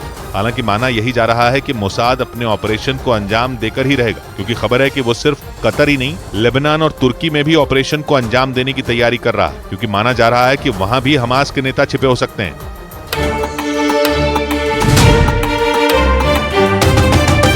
It's time to break free. Break away to the greens. Start again and just let it all go. With JK Tyre's Ranger 80. JK Tyre, total control. ये नया इंडिया, नए नजरिए का इंडिया, जहां लोगों का नंबर 1 भरोसा बनता है वो जो उनके मुद्दे, उनकी आवाज निडर होकर उठाता है। लोगों की नंबर 1 पसंद बनता है वो जो सिर्फ रफ्तार नहीं जिम्मेदारी पर भी विश्वास रखता है। देश का नंबर 1 न्यूज चैनल बनता है वो जो देश हित और जनहित दोनों को सर्वोपरि समझता है। न्यूज़ 18 इंडिया, नए इंडिया का नया number 1 news channel. It's time to break free. Break away to the greens. Start again and just let it all go. With JK Tyre's Ranger 80. JK Tyre, total control. Delhi police के सूत्रों का दावा है कि संसद में स्मोक कलर अटैक का mastermind और इस साजिश का छठा आरोपी कोलकाता का रहने वाला ललित झा है और वो इस घटना के बाद से ही फरार है। लेकिन उसके इशारे पर संसद के अंदर अंजाम दी गई इस घटना ने पूरे देश को ही झकझोर कर रख दिया। संसद के अंदर आरोपी सागर और मनोरंजन ने न सिर्फ घुसपैठ की बल्कि दोनों दर्शक दीर्घा से लोकसभा की कार्यवाही के दौरान कूद गए। जब उन्हें पकड़ने की कोशिश की गई तो उन्होंने वहां कलर स्प्रे कर दहशत फैला दी। इस घटना के बाद लोकसभा के अंदर मौजूद तमाम सांसद बुरी तरह घबरा गए थे, क्योंकि कलर स्प्रे करने के बाद पूरे हॉल में पीले रंग का धुआं छा गया था। हालांकि बाद में किसी तरह दोनों आरोपियों को सांसदों ने पकड़ लिया और उनकी पिटाई भी की। दिल्ली पुलिस के सूत्रों के मुताबिक संसद की सुरक्षा में सेंध लगाने की साजिश रचने वाला, या यूं कहें कि इस पूरी साजिश का मास्टरमाइंड ललित झा नाम का आदमी है। पुलिस सूत्रों का यह भी दावा है कि संसद के अंदर और बाहर प्रदर्शन करने वाले चारों आरोपी उसी के संपर्क में थे। और पुलिस सूत्रों का कहना है कि घटना से पहले ललित ने चारों फोन अपने पास रख लिए थे। घटना के बाद जैसे ही पुलिस ने उसकी तलाश शुरू की वो सभी के फोन लेकर फरार हो गया। शक है कि चारों आरोपियों के फोन में इस साजिश से जुड़े कई सबूत हो सकते हैं और इसीलिए प्लानिंग के तहत आरोपी ललित इस घटना के बाद सभी के मोबाइल फोन लेकर भाग निकला। शक है कि वो मोबाइल फोन में मौजूद इस साजिश से जुड़े सबूतों को मिटा सकता है। हालांकि दिल्ली पुलिस की टीम इस घटना की पूरी साजिश से पर्दा उठाने में जुटी है। इसके लिए संसद की सुरक्षा में सेंध लगाने वाले चारों आरोपियों से पूछताछ की जा रही है। सूत्र बताते हैं कि पूछताछ में चारों आरोपियों ने बेरोजगारी, किसानों की समस्या और मणिपुर की समस्या पर सरकार का ध्यान दिलाने के मकसद से इस घटना को अंजाम देने का दावा किया। हालांकि सुरक्षा एजेंसियों को इनकी बातों पर यकीन नहीं है, क्योंकि शक यह है कि इस घटना के पीछे कोई बड़ा मकसद हो सकता है। इसका पता लगाने के लिए आरोपियों के मोबाइल फोन की जांच जरूरी है, लेकिन पुलिस और सुरक्षा एजेंसियों की परेशानी यह है कि चारों आरोपियों के मोबाइल फोन ललित के पास है। दिल्ली पुलिस के मुताबिक कोलकाता का रहने वाला ललित पेशे से एक टीचर है और पुलिस सूत्रों के मुताबिक ललित ने ही चारों आरोपियों के साथ मिलकर संसद के अंदर स्प्रे कांड और संसद के बाहर प्रदर्शन करने की इस साजिश को अंजाम दिया। पुलिस सूत्रों का दावा है कि ललित ने ही इस घटना को अंजाम देने के लिए 13 दिसंबर की तारीख तय की थी और सूत्र बताते हैं कि ललित और उसके साथियों ने भगत सिंह से प्रभावित होकर इस घटना को अंजाम दिया ताकि पूरे देश का ध्यान उनकी ओर आकर्षित हो सके। सूत्रों का दावा है कि जांच के दौरान सुरक्षा एजेंसियों को पकड़े गए आरोपियों के किसी भी आतंकी संगठन से जुड़े होने के सबूत नहीं मिले, लेकिन इसके बाद भी पुलिस और सुरक्षा एजेंसियां हर एंगल को खंगालने में जुटी हुई हैं। और पुलिस सूत्रों के मुताबिक पूछताछ में आरोपियों ने बताया कि ललित के कहने पर इस घटना के लिए 13 दिसंबर का दिन तय किया गया था। ये वो दिन है जिस दिन ठीक 22 साल पहले संसद पर आतंकियों ने हमला किया था और उस आतंकी हमले में 9 लोग शहीद हो गए थे। मतलब जानबूझकर ललित ने इसी दिन संसद में स्मोक कलर अटैक की प्लानिंग की थी। सूत्रों के मुताबिक घटना को अंजाम देने से 2 दिन पहले ललित ने ही सभी को गुरुग्राम बुलाया था और सारे लोग दिल्ली के नजदीक गुरुग्राम में विशाल उर्फ विक्की के घर पर रुके थे। और पुलिस सूत्रों का दावा है कि जिस वक्त उसके साथियों ने इस घटना को अंजाम दिया उस दौरान आरोपी ललित संसद के परिसर में ही मौजूद था। इसी वजह से दिल्ली पुलिस और सुरक्षा एजेंसियां ये दावा कर रही हैं कि इस घटना को पूरी तैयारी के साथ अंजाम दिया गया और संसद की सुरक्षा को भेदने के लिए एक एक चीज की बारीकी से प्लानिंग की गई थी। पुलिस सूत्रों का दावा है कि संसद के अंदर और बाहर हुई इस घटना के दौरान आरोपी ललित संसद के परिसर में ही मौजूद था। मतलब संसद के अंदर स्मोक कलर अटैक और ठीक उसी वक्त संसद के बाहर हो रहे प्रदर्शन पर ललित नजर बनाए हुए था। दावा किया जा रहा है कि वो लोगों की भीड़ में छिपा था और संसद के बाहर अपने साथी नीलम और अमोल के प्रदर्शन का वीडियो बना रहा था। सूत्र ये भी बताते हैं कि संसद के बाहर ललित ने जो स्मोक कलर अटैक हुआ था उसका वीडियो अपने फोन पर बनाया और फिर उस वीडियो को सोशल मीडिया पर अपलोड कर दिया। लेकिन जैसे ही सुरक्षा एजेंसियों ने अपनी जांच पड़ताल शुरू की वो फरार हो गया। दिल्ली पुलिस की टीम लगातार उसकी तलाश में जुटी है। उसकी तलाश में हरियाणा में कई जगहों पर छापेमारी भी की गई। पुलिस सूत्रों के मुताबिक ललित की आखिरी लोकेशन राजस्थान के नीमराना में मिली, लेकिन जैसे ही पुलिस की टीम राजस्थान के नीमराना पहुंची वो वहां से भी फरार हो गया। पुलिस सूत्रों के मुताबिक आरोपी ललित ने संसद के अंदर और बाहर हुए स्मोक अटैक की घटना का एक वीडियो अपने दोस्त नीलाक्ष को भेजा था और पुलिस सूत्रों के मुताबिक नीलाक्ष कोलकाता में साम्यवादी सुभाष नाम से एक एनजीओ चलाते हैं। संसद की सुरक्षा में सेंध लगाने की इस घटना के बाद नीलाक्ष सामने आ गए। उनके मुताबिक इसी साल अप्रैल में कोलकाता में एक कार्यक्रम के दौरान उनकी ललित से मुलाकात हुई थी और उसने नीलाक्ष को अपना परिचय एक सोशल वर्कर के रूप में दिया था। नीलाक्ष के मुताबिक ललित ने दावा किया था कि उसे पिछड़े वर्ग के लिए काम करना अच्छा लगता है। ওনার সাথে আমার পরিচয়টা হয় হচ্ছে একটা ইভেন্টে। আমি একটা ইভেন্টে গিয়েছিলাম সেন্ট্রাল অ্যাভিনিউয়ে। ওনাকে অ্যাপ্রোচ করেছিলাম আমাদের অর্গানাইজেশনে আসার জন্য। তো সেইভাবে ওনার সাথে আমার পরিচয় হয়। सूत्र बताते हैं कि दिसंबर महीने में नीलाक्ष के एनजीओ में एक मीटिंग होनी थी, लेकिन जैसे ही ललित को इसका पता चला तो उसने मीटिंग को 12 दिसंबर से पहले करने की सलाह दी थी। इसी वजह से यह आशंका जताई जा रही है कि ललित काफी वक्त से इस घटना को अंजाम देने की तैयारी में था। सूत्रों के मुताबिक आरोपी ललित ने संसद हमले के तुरंत बाद नीलाक्ष से संपर्क किया। घटना के बाद दोपहर करीब 1 बजे उसने संसद में घुसपैठ का एक वीडियो नीलाक्ष को भेजा था। नीलाक्ष का दावा है कि वो उस समय कॉलेज में थे और इसीलिए उन्होंने वो वीडियो देखा नहीं। और पुलिस सूत्रों का दावा है कि उसने कभी भी नीलाक्ष को अपने बारे में सही जानकारी नहीं दी। सूत्र बताते हैं कि आरोपियों ने संसद की सुरक्षा को भेदने का प्लान करीब 1.5 साल पहले बनाया था।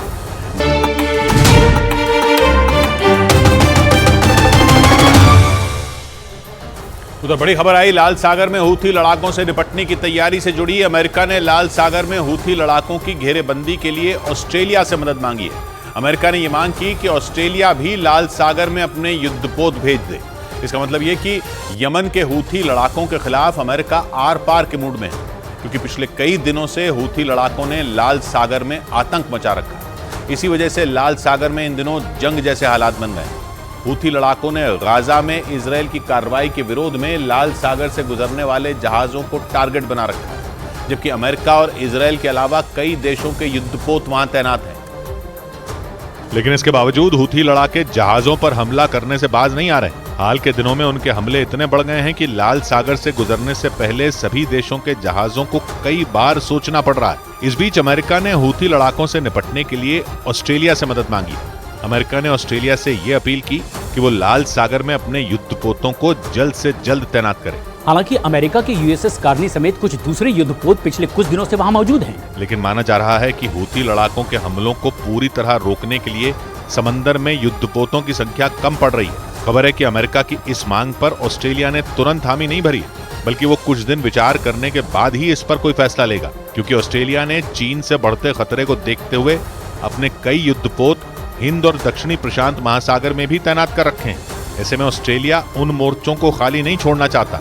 और इस बीच यमन के हूथी लड़ाकों ने एक भारतीय मालवाहक जहाज पर हमले की कोशिश की।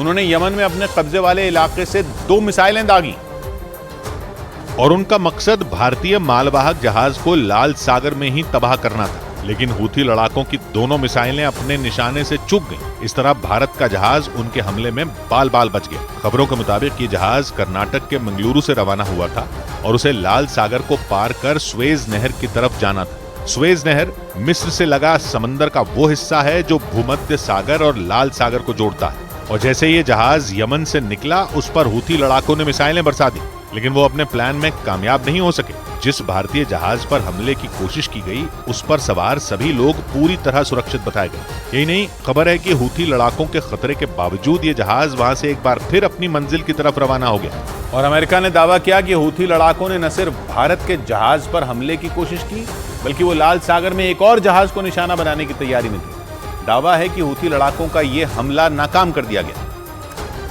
और अमेरिका की नौसेना के मुताबिक हूथी लड़ाके उस जहाज को हाईजैक करने की फिराक में थे। दावा है कि उन्होंने पहले उस पर कब्जा करने की कोशिश की, लेकिन जब वो नाकाम हो गए तो उन्होंने उस जहाज पर मिसाइलें दाग दी। लेकिन अमेरिकी नौसेना ने उन मिसाइलों को हवा में ही ढेर कर दिया। दावा किया गया कि हूथी लड़ाकों ने इस जहाज को उसी तरह हाईजैक करने की कोशिश की जैसे उन्होंने पिछले महीने गैलेक्सी लीडर नाम के जहाज को अपने कब्जे में लिया था। पिछले महीने हूथी लड़ाकों ने तुर्की से भारत जा रहे उस जहाज को लाल सागर में हाईजैक कर पूरी दुनिया को हिलाकर रख दिया था। उस दौरान हूथी लड़ाके गहरे समंदर में हेलीकॉप्टर से पहुंचे और फिर उस जहाज पर उतरकर उन्होंने उसे अपने कब्जे में ले लिया था। इसके साथ ही उन्होंने जहाज के सभी कर्मचारियों को बंधक भी बना लिया था। खबर है कि वो जहाज अब भी उनके कब्जे में है।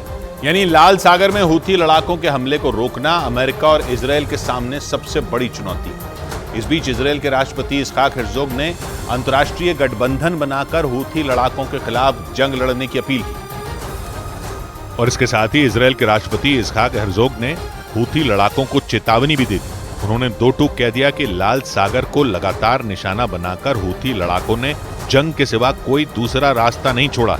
यही नहीं, इसहाक हेर्जोग ने इस संभावित जंग के लिए अंतर्राष्ट्रीय गठबंधन बनाने की भी मांग की, ताकि दुनिया के कई देश एक साथ मिलकर यमन के इन लड़ाकों को सबक सिखा सके। और उनसे पहले इजरायल के प्रधानमंत्री बेनियामिन नेतन्याहू भी इसी तरह की मांग कर चुके हैं। हालांकि उन्होंने ये धमकी भी दी थी कि अगर इजरायल की बात नहीं सुनी गई तो उनकी सेना अकेले हूथी लड़ाकों से भिड़ जाएगी। जिसका मतलब है कि इजरायल एक साथ 2 मोर्चों पर युद्ध की तैयारी का मन बना चुका है। हमास के लड़ाकों के खिलाफ वो पिछले 2 महीनों से गाजा पट्टी में सैन्य ऑपरेशन चला रहा है, लेकिन हमास के साथ साथ हूथी लड़ाके भी अब उसके लिए बड़ा खतरा बन चुके हैं। और इजरायल के इन तेवरों के बाद अमेरिका ने भी बड़ी चेतावनी दे दी कि वो हूथी लड़ाकों को मार गिराने के लिए यमन पर हमला कर सकता है।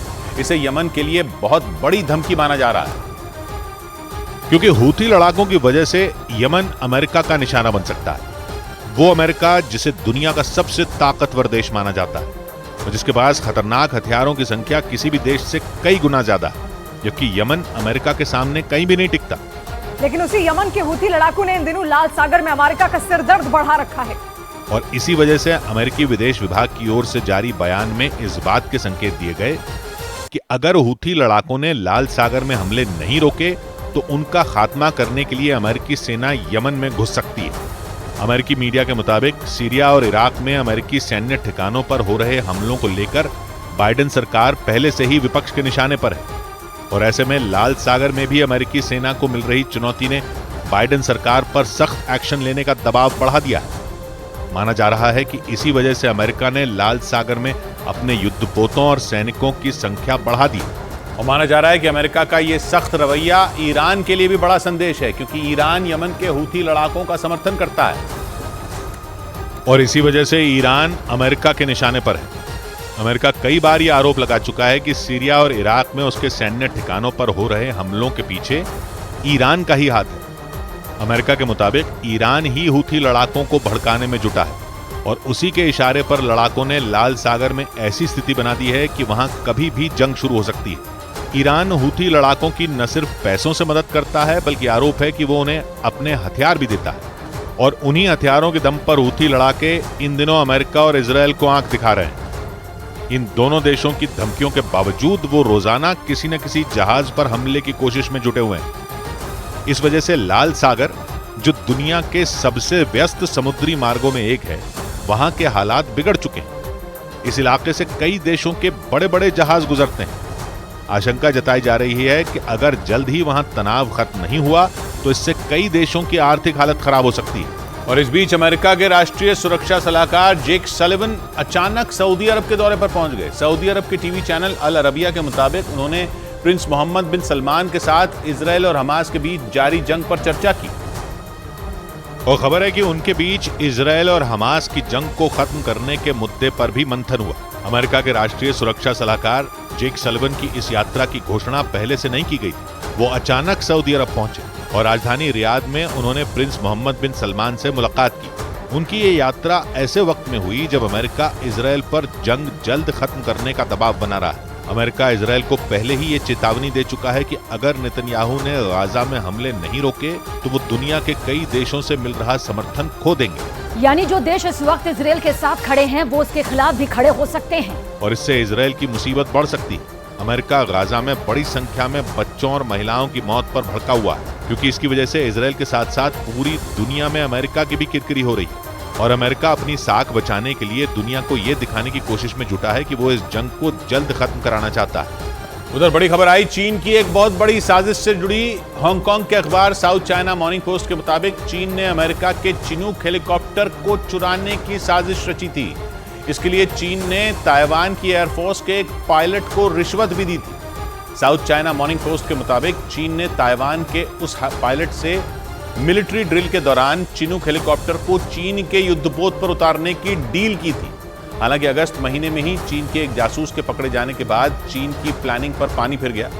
हांगकांग के अखबार साउथ चाइना मॉर्निंग पोस्ट के मुताबिक पकड़े गए जासूस से पूछताछ के बाद ताइवान के उस पायलट को भी गिरफ्तार कर लिया गया था, जिसे चीन ने अमेरिका के चिनूक हेलीकॉप्टर को चुराने के लिए मोहरा बनाया था।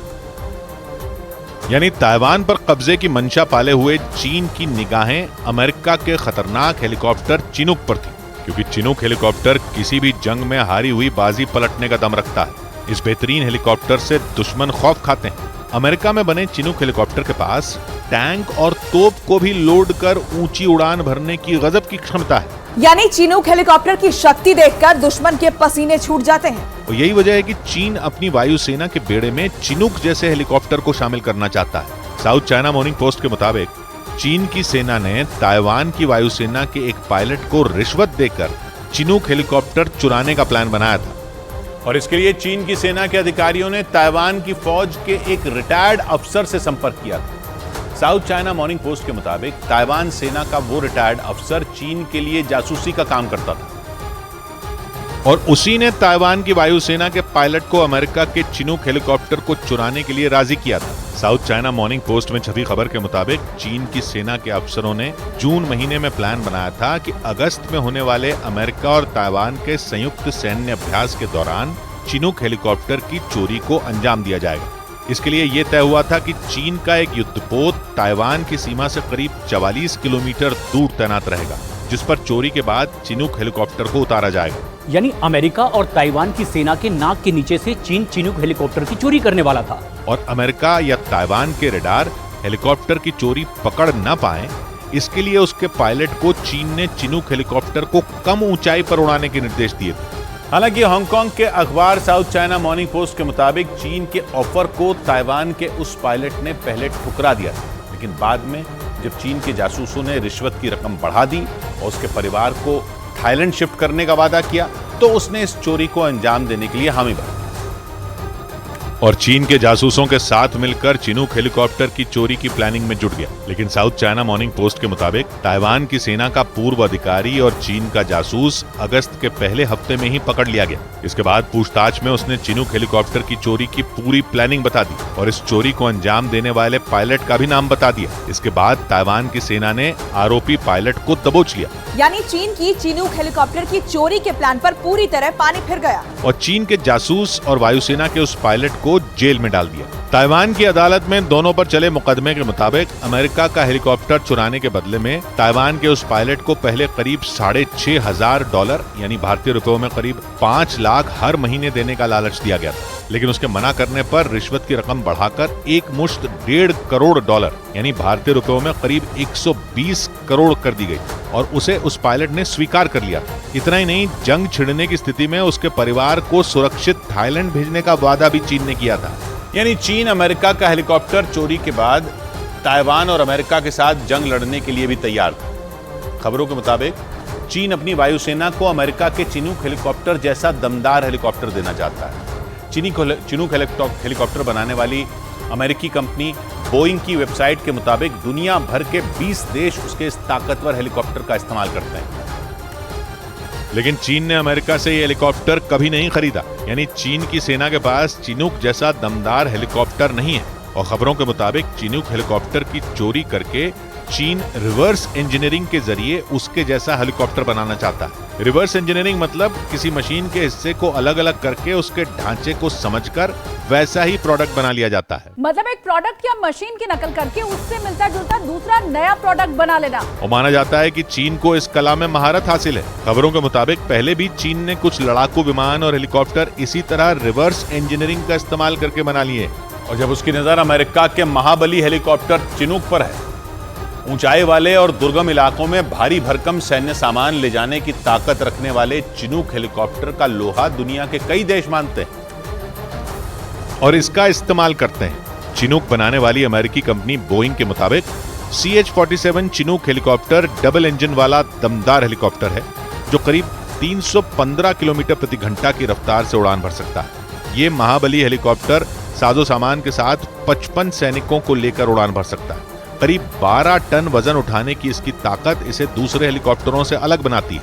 दुनिया भर में अलग अलग युद्धों के दौरान अमेरिका ने इस हेलीकॉप्टर का इस्तेमाल किया था।